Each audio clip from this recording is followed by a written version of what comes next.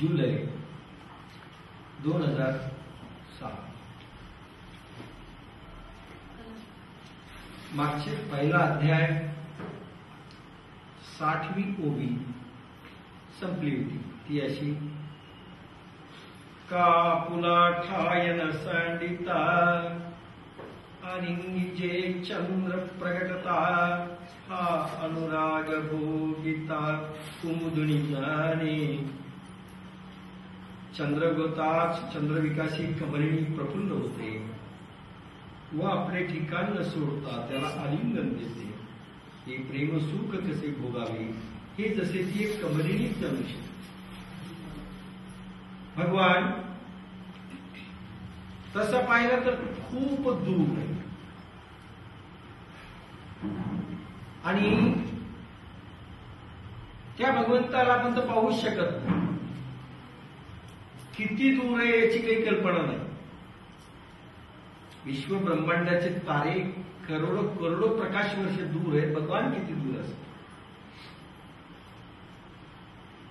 पण जलजगताच्या संबंधात पाहिलं तर भगवान खूप दूर आहे. पण जवळ कुठे तर आपल्या आतमध्ये प्रत्येकाच्या अंतराम्यात आत्म्याच्या रूपात तो आपल्याला बसलेला आहे. पण तोही दूर आहे. तो खोल आहे. हा दूर आहे बाहेर आणि हा आत खोल आहे. हाही तसं दूर आहे आतमध्ये. खूप शिरावं लागेल, खूप शिरावं लागेल. आणि म्हणून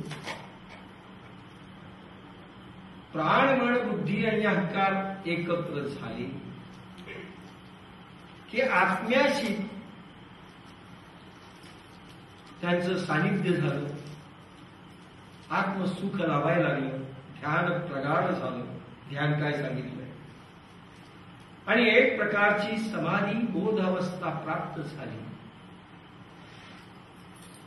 काय होतं. आपला ठायन सांडिता. आपले पण नष्ट नव्हता. ध्यानामध्ये काय होतं. आपले पण नष्ट होत नाही. जाणीव कायम राहते. भोगता कायम राहतो. आपण भोगतोय लक्षात राहतं. एक द्रष्टा पण येतो. संपूर्ण समाधी अवस्थेमध्ये ते संपेल. पण ध्यानावस्थेमध्ये आपण भोगतो आहोत याची कल्पना आहे. पण आपलं भोगते पण नष्ट न करता म्हणजेच आपलं अस्तित्व न संपवता आत्मसुखाला प्राण, मन, बुद्धी आणि अहंकार आत्म्याला आलिंगन देतात. आपला ठायन सांडिता. आपण ज्या ठिकाणावर आहोत त्या ठिकाणात देखील ते आत्मसुख अनुभवतात. ज्यावेळेस मन समाधी अवस्थेतनं ध्यानावस्थेतनं बाहेर येतं त्यावेळेस देखील ते प्रत्यक्ष अनुभव सतत घेत असतो आत्मसुखाचा.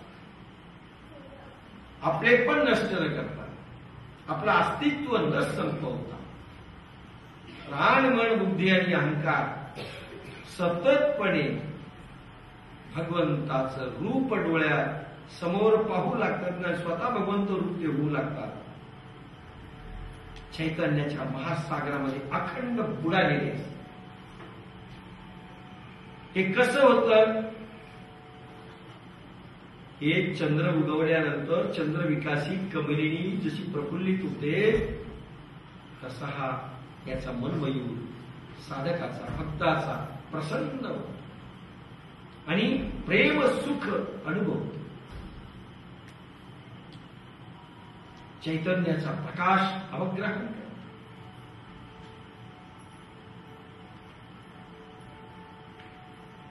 दुसरा एक भाग असा आहे. ध्यान अवस्था प्रगाढ झाल्यानंतर जसं मी म्हटलं शून्य दिसतं हे खरं आहे. पण